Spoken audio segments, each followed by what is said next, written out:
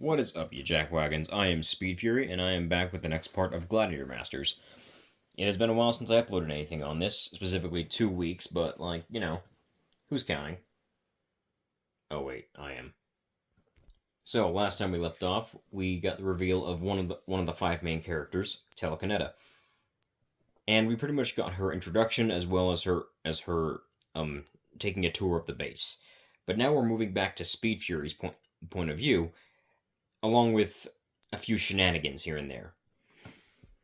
Speed Fury had been moving around the base, trying to figure out what everything did, such as certain bits of technology that they had access to, and other things.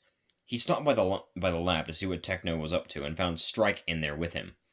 The two were working on something. It looked like Techno had a few wires attached to what appeared to be a potato, and Strike was, for some reason, asking about eating it.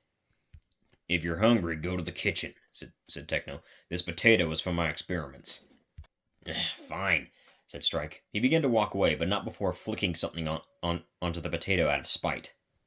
After checking a few more adjustments on the machine, Techno began to activate it. However, he was not expecting the machine to cause the potato to come to life. The original function of the machine was to just see if the potato had any weird reaction to Omniforce energy. The potato had grown arms, legs, and a mohawk that somewhat resembled the top of Strike's head crest on his helmet. There was even a mark on one of its eyes that looked like the scar-like mark that Strike had. The potato reached up and pulled the wires out of itself before it ran out of the lab at surprisingly high speed, while yelling gibberish and something about spicy burritos with beans. Strike, who had just come back, who was holding a sandwich in his hand, watched the potato leave before looking at Techno, who was currently glaring at him. "Is that why it's always extra stinky in here when you're eating burritos?" said Techno. Speed looked over at Techno in confusion. "It's only been a week. How many burritos has this guy eaten?" "I lost track after 30, said Strike. "I can fit a lot of stuff in here," he said, patting his stomach. Ignoring that last part, Techno kept glaring at Strike. "What did you do to the potato?" he said. "Well, you wouldn't let me eat it," said Strike, "so I just flicked a booger on it." Techno rolled the bridge of his nose while Speed Fury was looking at the potato, who was currently throwing furniture at the other Gladiator Masters, much to their confusion. After watching it for a bit longer, Speed spoke up. "This reminds me of that one show with the two brothers. You know, the one that had the one with the triangle-shaped head and the one that had the long head?" he said. "That show was weird," said Techno. "Somewhat," said Speed. "I was more confused as to how they made all those inventions in just their backyard." After watching it for a bit more, Speed turned to Strike. "So you gonna do something about that?" "Why do I gotta do something about it?" said Strike. "Because technically this is your fault," said Speed. Strike thought about it for a second before saying, "Nope, this is far too entertaining." "Will y'all stop admiring the little gremlin and help me?" shouted a voice. They looked over to see the potato carrying Lasso away down the hallway. Rainbow," said Speed, "your teammate's getting kidnapped by food." Rainbow, who was currently sitting at the table and chugging an entire gallon of orange juice, just swallowed and said, "What? It's Strike's fault. Have him go get her," she said. From the hallway, Lasso shouted, "I don't care who it is, just come help me," she said. I'm going, said Strike. "I'll come too," said Speed. After catching the surprisingly fast and somehow super strong potato, they finally got rid of it by just stepping on it, which would have been a lot more gory if it had actual blood, but luckily it didn't. Although Speed did have to wash his shoes off afterwards, because he was trailing potato guts everywhere afterwards. If potatoes even had guts.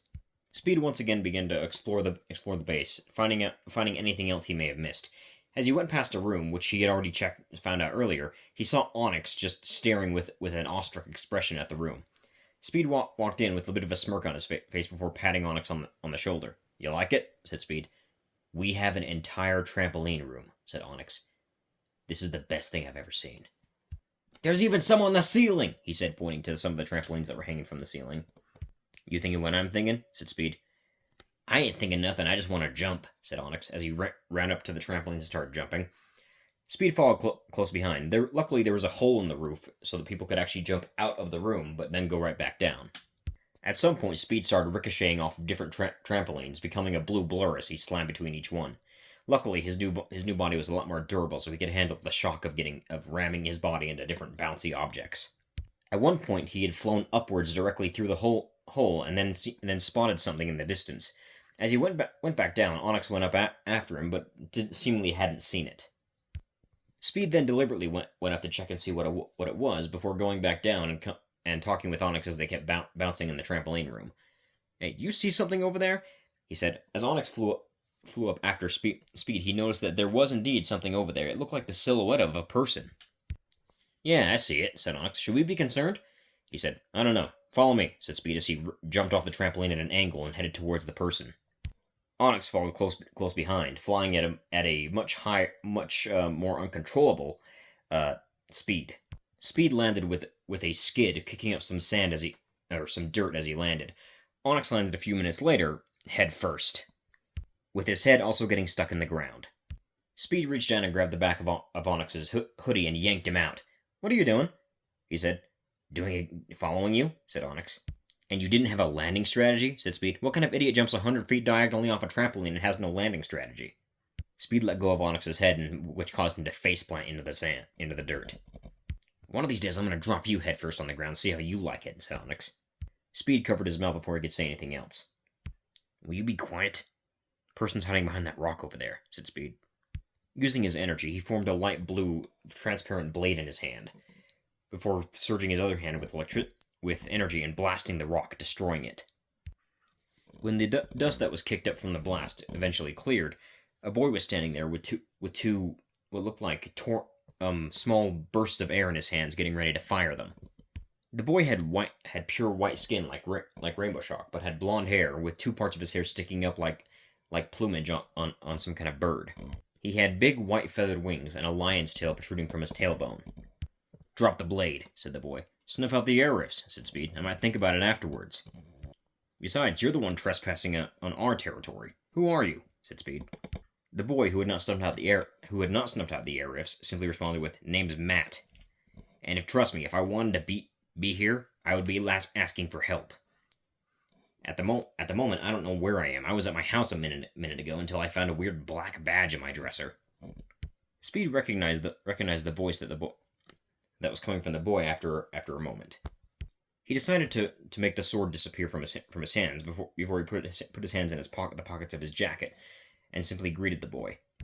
"You know, a regular human would have trouble believing what you just said, but considering the same thing has happened to mostly everybody here, aside from me, who just handed the badges out to some of the people,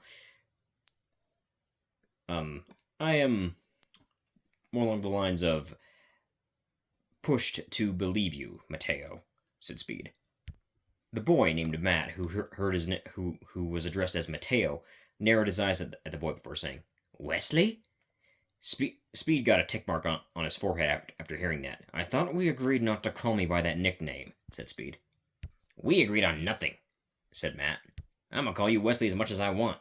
I'd like to see you try and stop me." Speed pointed a finger at a nearby boulder and blew it up just like he did with the rock he was hiding behind earlier. Blinking a few times at what just happened, Matt reached into his back pocket and pulled out a sheet of paper, a few sheets of paper actually, and began reading over it. "Wait a minute, you don't do that in the script," said Matt. He was gesturing towards the boulder that Speed had just blown up. "I'm making some improvisations," said Speed. As long as the narrator doesn't get too confused," he said. "So, how about we get you a more fitting name?" said Speed. Sure," said Matt. "After all, I don't want to go walking around being called Matt, well, I don't know what I am, but I think it's some kind of lion bird thing. It's a griffin," said Speed. "Oh, yeah, that." "You sure I'm not a hippogriff?" he said, looking at himself again. "Hippogriffs are part horse and part eagle. You're part lion, part eagle," said Speed. "Oh. Okay, then," said Gash. "I think we'll call you Gashclaw. It's a more fitting name considering that, eagles have talons and they can invoke gashes with their claw-like talons. I mean, lions do too, but your upper part would probably be eagle." "I mean, I guess it works. It sounds cool," said Gash. Gashclaw walked over to join his two friends, or one friend. He didn't really know Onyx that well. He then noticed that Speed was now taller than him. He said, "Oh, come on! Now I'm shorter than you," said Gash. Speed smirked at this and said, "Looks like I'm no longer the short guy of our friendship." Gash then smirked and said, "At least I don't look like the combination of a Smurf and a dragon." "I hate that you're the second person that made that comparison," said Speed. "Who was the first?" said Gash. "I took that out of the script," he said. "Well, there goes our context," said Gash. People will get over it," said Speed. "Okay, seriously, what's with all this talk about a script?" said Onyx. "Never you mind," said Speed, who just waved him off. "Anyway, let's head back to the base. I guess we can give you a tour or something. Introduce you to the rest of the team." As the group arrived as the three arrived to the main hall, they found a few of the Gladiator Masters playing a kart racing game. The said Gladiator Masters were Telka and Quartz. "We got next game," said Speed. "I take loser's place," says Onyx. Telka paused the game and looked over at Speed. "Didn't know you liked this game," she said. Speed gave her a malicious smirk. "I am the champion of kart racing games." "Except that weird alien one," he said. "Blasphemy," said Quartz. "That is an awesome game." Speed rolled his eyes. "Whatever," said Speed. "You don't play games until I get me some Speed Fury," said a voice behind Speed. Speed turned his head to see Rainbow standing very close to him with her face very close to his. "Wait, what?" said Speed. "Also, where did you come from?" She edged closer to him with a seductive smile on her face. Quartz just smirked and said, "You better run, buddy." Not wanting to find out what she was planning, Speed immediately hightailed it out of there, leaving a blue blur behind as he ran. Rainbow spread her wings and took off after him, her blur being more rainbow-colored, due to her absurd amount of hair. "I'm going to enjoy this," said Rainbow. "Enjoy what?" shouted Speed. "Why am I being chased? I don't even know what's going on." "What's going on, Speedy, is I want that ass, and no one is going to stop me," she said in a sultry tone, with a slight unhingedness to it. "I take back what I said earlier," said Onyx. "She's not a tsundere, she's a yandere." As Speed was finally turning a corner, it was Rainbow's chance to then slam into him, tackling him to the ground. "Guys, help!" said Speed. Rainbow had her arms wrapped around his neck, and her face was uncomfortably close to his. "Nah, you're on your own, dude," said Gash. "What happened to the bro code?" Speed shouted. "We threw it out the window," said Onyx. "We don't have windows," said Speed. Rainbow licked her lips before she began kissing Speed Fury. He began flailing his arms around, trying to break free. He tried to grab Rainbow around the waist to hopefully throw her off, but this was a mistake. She only deepened the kiss and then shoved her surprisingly long tongue down his throat. This went on for about maybe 20 seconds before Rainbow got up and let him go, retracting her tongue back into her mouth. Both her and Speed had deep blushes, with Speed also slightly twitching on the ground. Rainbow had a satisfied smile on her face, while Speed was a mix of both traumatized and slightly aroused. "I think we just witnessed one of the weirdest makeout sessions I've ever seen," said Quartz. "We did," said said Gash. "Everyone else heard about it from the narrator." Everyone looked over at Gash with a confused expression on their face. "What's he on about?" said Rainbow. She had helped Speed up to the couch, but was still sitting on him while having her chest pressed against his. He was in the middle of trying to focus on anything else but that. "He's weird," said Speed. Still caught up in the moment that she just had with Speed Fury a second ago, she just looked at him before pressing her head into his neck. Speed looked over at his other friends with a face that simply screamed, "Help me!" Nobody helped him. "I kind of figured you had something planned earlier," said Telka. "And you didn't think to warn me?" said Speed. "I kind of wanted to see how things played out," said Telka. "I kind of regret it now, though, because I wish I didn't see that."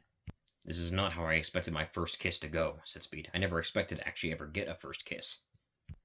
Gashclaw, who wasn't paying attention to what was actually going on around him, just looking at the screen of the video game that he was now playing with Onyx, simply said, "Dude, your girlfriend's a psycho." Both Telka and Speed were now looking at him with slight worry in their eyes. Gash noticed this before saying, "What are you guys looking at?" He was quiet for a minute before he felt an ominous presence behind her, and noticing that Rainbow was no longer on Speed's lap, he just looked at the two of them and said, "She's right behind me, isn't she?" "This psycho is about to kick your ass into the ground," said Rainbow. Rainbow grabbed Gash by the arm and threw him through a wall. She then began repeatedly beating into him rather violently. After getting thrashed by a very angry, multicolored teenager, Gash was left on the ground with all of his limbs seemingly not facing the right direction. "Well," he said, "we are not going to get along, are we?" "What do you think?" she said before kicking at one of his broken legs. Oh, everything hurts, he said. I can heal him, said Speed. No, wait, said Gash. This is a perfect opportunity. You said you have like a guy that can turn anything into technology here, right? He said. Yeah, said Speed. So have him make me some robotic limbs to replace these ones, said Gash. You want cybernetic limbs, said Speed. Yeah, said Gash. It would be cool. Plus, then the narrator could finally show my picture since he didn't draw me without my robotic limbs, said Gash. All right, if you say so, said Speed.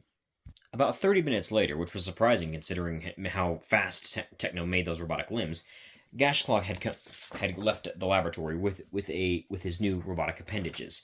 He had also asked for his wings to be replaced by robotic ones as well, and now both of his arms could sprout claws that were very similar to a certain Marvel character, except they were lime green and see-through. His feet also looked like lion paws, which was a bonus in his eyes. I look sick, he said. He noticed Speed was shaking his head while rubbing the bridge of his nose. What? Said Gash. I see this as an absolute win. Besides, I can still feel pain. See? Hey, Techno, punch me. Technoblast raised a fist and punched Gash in the face, where he was not cybernetically enhanced. Ow! I meant in the arm, he said. You didn't say the arm, said Techno. Can we just get back to playing the video game? Said Speed. They walked back over to the console, which was a strange silvery box that could mimic all the other consoles that were out in the regular world. Alright, so what setting should we... Before Speed could finish the sentence, loud alarms began blaring off in the base. They went to the mission room, which was in a small area in the middle of the main hall. They checked over the big mission computer before Speed began looking into what was going on and why the alarms are going off. Turns out there was a situation going down at a city in Colorado. Speed looked into what was going on before he blanched at what he was reading. The mission computer could instantly pinpoint any serious crime or problem that they could take care of. The only problem was it was also there wasn't really a problem, but it was also very descriptive and was able to tell them exactly what was going on. The reason Speed Fury blanched is because of the sheer stupidity of what was going on in front of him. It looks like a bunch of idiots are demanding a ransom, said Speed. They've got hostages and are demanding a boatload of money, he said. Like, how much money? Said Onyx. Looks like about 5 gazillion, said Speed. Is that even a real number? Said Rainbow. I'm pretty sure these guys are just stupid, said Gash. Okay, said Speed. Onyx, Quartz, Rainbow, Sugar Rush, and Gemstone. You guys will come with me and take them down. The rest of you guys will evacuate the humans that are under, well, hostage. Or whatever the plural term of hostage is. The plural term of hostage is hostages, said Gash. Yeah, whatever, said Speed. Let's go. Luckily, the group had already had battle suits made for the occasion and were ready to suit up and get into the field of battle. It appears I have somehow managed to misplace Speed Fury's armor picture. So, yeah, you're just gonna see Speed Fury's regular outfit for now. And I do have the picture of Rainbow Shock's armor, but I have not colored it yet. So, yeah, there's that too.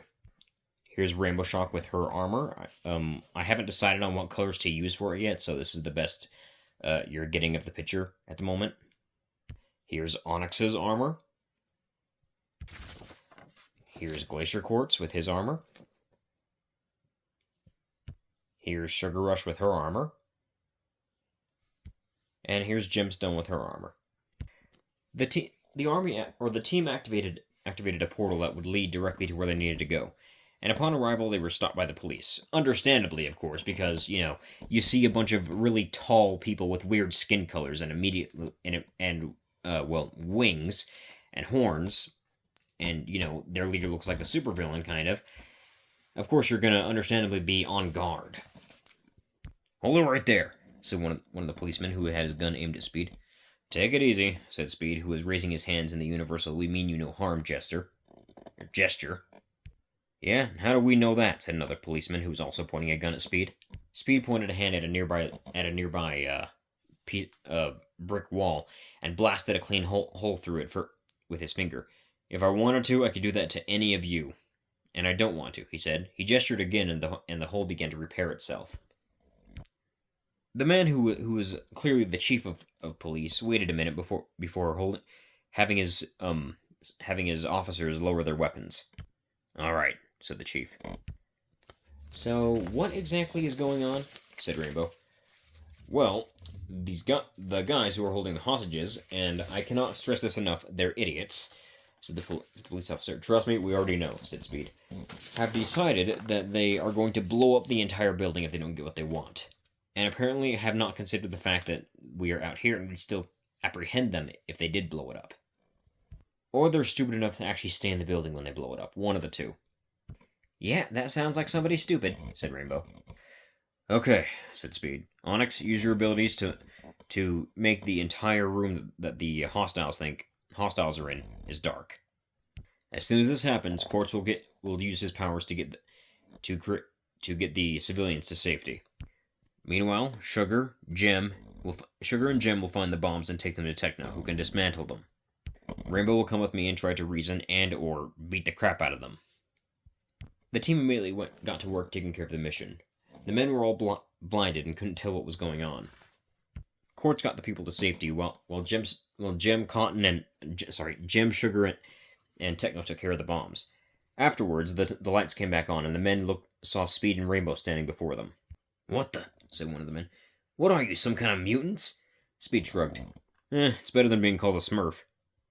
Speed walked slowly over to the men. One of them shot at him, but before the bullet even got within close distance of him, it stopped in midair and disintegrated into dust.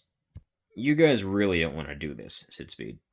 "Pretty sure we do," said one of the other men, who realized that his gun wouldn't work and went forward to punch Speed in the face, only to be surprised when his fist softly just touched Speed's stomach, because, he's really tall. "Yeah, I can absorb kinetic energy," said Speed. "That's not going to work. Also, you've either got guts or you're brainless, because I wouldn't even think about trying to punch the guy who's nearly twice your size. I'm basically a giant that can mess with reality. Not to mention, I just disintegrated a bullet in front of you guys, and that didn't clue you in that I could also easily do that to you.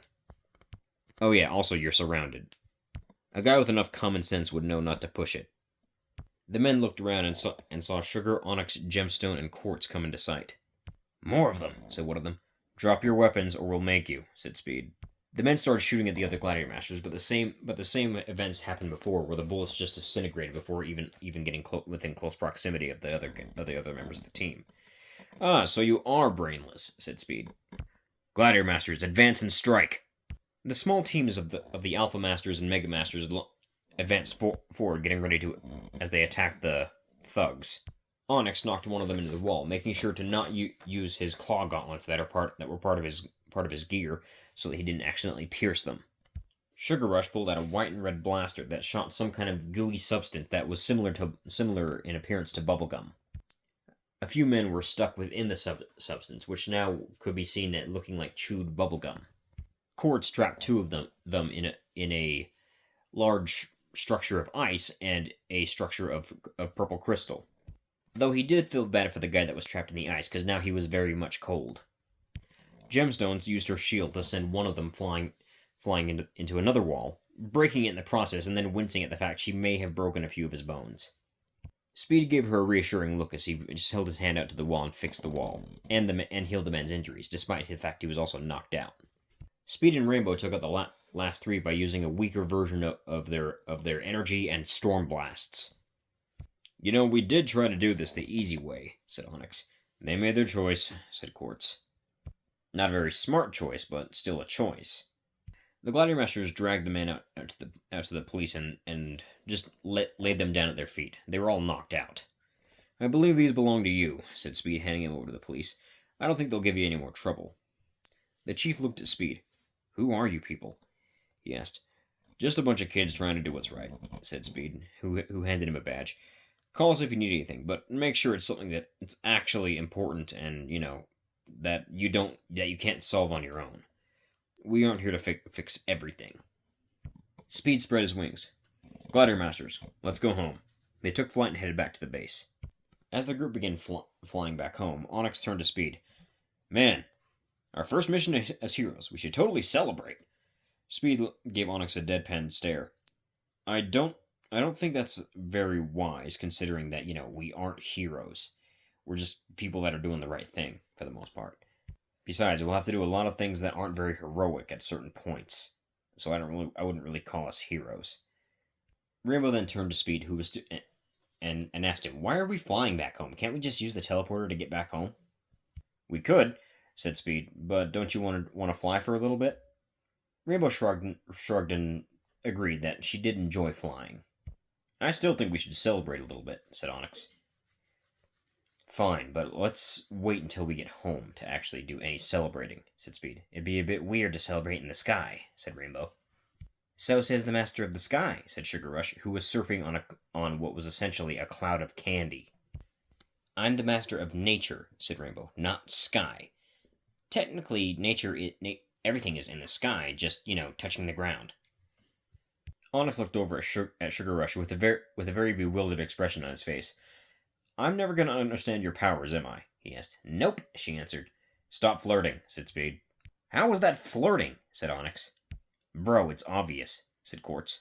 "How?" said Onyx. "You've been checking out Sugar ever since you first met her," said Gemstone.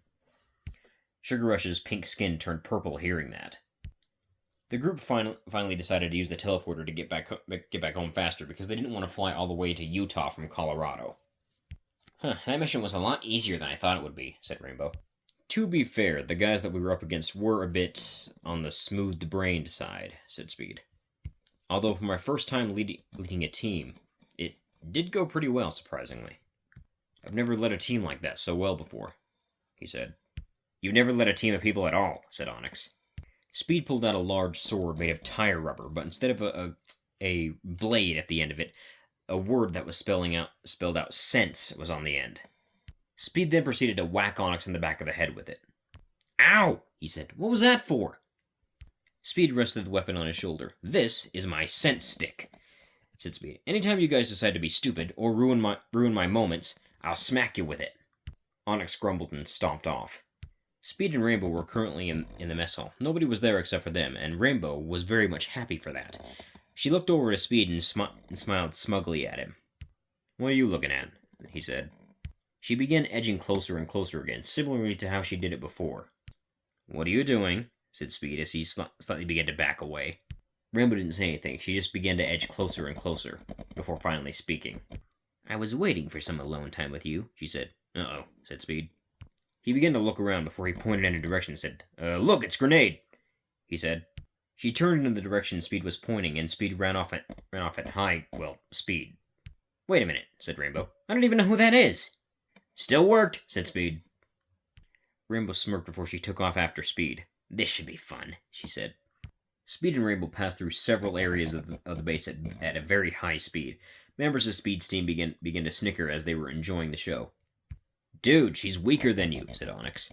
"I'm not gonna hit a lady," said Speed. "I was raised better than that, especially if that lady's my girlfriend." "Lady isn't the word I'd use to describe her," said Gashclaw. Rainbow disappeared and came back to Gash and hit him with a scent stick so hard it sent him flying through another wall. "Oh yeah," said Gash. "She hates me." Rainbow smiled wickedly. "You got that right, Feathers," said Rainbow. "Now where'd my little Speedy go?" Strike walked over to one of the nearby couches and reached in, before pulling Speed out of the couch. Somehow he had managed to fit himself in there. "Right here," said Strike. "Traitorous alicorn," said Speed, glaring at Strike. "Less talking, more running," said Strike. "Your girlfriend's coming." Speed looked over as Rainbow started flying towards him again. "Oh, coconuts," he said. He began to try and run off again before Rainbow tackled him and grabbed him by the legs. She began dragging him down the hallway and into her room. "Guys, don't just stand there! Help me!" shouted Speed. "Nope, we're good," said Onyx. "No!" said Speed as the door shut. "How did he fit in the couch?" asked Scarlet. The other Gladiator Master shrugged. A couple moments later, Rainbow walked out of the room. A few seconds later, Speed crawled out, his chest up to his face being covered in white kiss marks. Every single member of the Gladiator Masters began to laugh at the sight. Speed's eyes began to glow white, and energy began to lift furniture off the ground. He spread his wings and took flight. He pointed at Onyx and spoke in a distorted voice. "Laugh at this." The furniture flew at Onyx. "Crap," he said. "Why is it always me?" The furniture slammed him against a window. "Ouch," he said. Speed slowly went back down to the ground as the furniture settled back into place. The other Gladiator Masters were silent. Speed looked around. "What?" said Speed silently. Everyone scrambled to their rooms. Rainbow was about to leave, but Speed blocked her. "And where do you think you're going?" said Speed. Rainbow cringed, ready for Speed's wrath. "If you're going to keep doing that, the least you could do is buy me dinner first," said Speed. Rainbow blushed. "Sorry, I couldn't help myself," she said. "I've been waiting to do that for way too long," Speed said. "You just did it to me before the mission," he said. "Oh, right," said Rainbow. "What am I going to do with you?" said Speed. "Kiss me?" said Rainbow. "Nice try, but no," said Speed. It was worth a shot," said Rainbow. Speed put an arm around her and they walked to the game room. They had some video games to play. On the way, they passed by Gashclaw's room, who had poked his head out to talk to Speed. "Hey, Speed," said Gash. "What?" said Speed. "Can I come out? I got a device I'm working on." "I ain't your parent." "Go ahead. I'm not going to stop you." "Awesome," said Gash. "The guys watching the video will love it." "What video?" said Rainbow. "We're in a video. You do know that, right?" said Gash. Rainbow looked at Speed. "I think your friend has brain problems." "I'll take him to get tested by Techno in a bit," said Speed. "I got needles," said Techno. "How about no?" said Gash. As Speed and Rainbow arrived at the game room, they began to play the same kart racing game they were playing earlier. A few minutes later, Quartz and Telica had joined them and began playing as well. Quartz had asked Speed why he was no longer using the character he'd normally use while playing this game, but Speed said his favorite character had changed since then. However, when Quartz picked a character that Speed did not like whatsoever, in fact, he hated the character, he pulled out the scent stick and began to chase Quartz down the hallway with it. Eventually, they stopped and joined and got back to the console. Rainbow Shock had picked a small, cute dog character, while Telica had picked a bone dragon. "I knew you were going to pick the dog," said Speed. "How so?" said Rainbow. "Simple," said Speed. "The dog's cute. You're cute." Rainbow turned red at the casual flirting her boyfriend was throwing. "Get a room, you two," said Quartz as they began to race. "We already did. I was forced into it against my will. She shoved her tongue down my throat again," said Speed as he shivered a little bit. "You liked it," said Rainbow. "That's the problem," said Speed. "While you guys are arguing over what you did in your room, which is kind of weird, not gonna lie, I'll be taking first place," said Telica. She was stopped, however, when Speed's character threw a bear trap in front of her, managing to catch her before she could cross the finish line. Speed was very competitive when it came to kart racers, and they were only on the first lap. Well, second lap now. Speed was robbed of first place when a missile came and hit him out of nowhere. He glared at his other three friends who were playing with him. "Which one of you did it?" he said. They all shrugged. "Nice try," said Speed. We're the only ones playing here, and we don't have computers set up, so I know it was one of you." Rainbow and Telica both pointed at Quartz. Speed pulled out the scent stick again, and Quartz immediately ran.